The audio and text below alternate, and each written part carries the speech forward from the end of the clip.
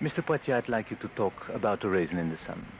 A Raisin in the Sun. Is it a racial problem? No, it's not. A Raisin in the Sun is a film that deals with the life of a family, a lower income family, in what is known in America as a ghetto period, a ghetto area. And the racial aspect of it is only incidental. The main theme of the story has to do with a man's efforts to climb above his immediate social, economic, and political restrictions or impediments. It's a poignant story about people. It could be about people anywhere, France, Belgium, America, anywhere. Isn't that an exception for you to play in such a picture? Then usually you play in racial pictures. Why? Usually I play in racial pictures because we live in a racial world, I guess. And art's responsibility is to reflect the world we live in. I could not play. I can, of course, play in pictures and have played in pictures that has nothing to do with race. But if we are going to be honest and truthful in our depiction of the world in which we live, we have to deal in some dimensions, sometimes, with the racial question. Mr. Poitier, could you, after having done so many pictures, could you summarize the major trend of most pictures you did?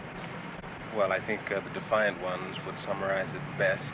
In the Defiant ones, there was the morality that mankind, for its survival, must live together in an harmonious manner as it's capable of.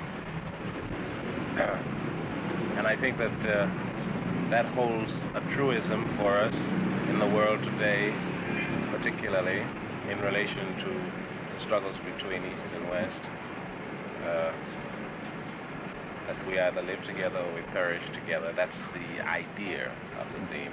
And it can be localized between blacks and whites. It can be localized between political parties. It can be localized between ideologies, I'm sure. It is basically that we must find ways of living together. After all, we are only human beings. We are no more and no less. And as such, our differences of color, our differences of national origin, our differences economically, politically, and socially are only minor differences. The most important cohesive influence is the fact that we are all human animals.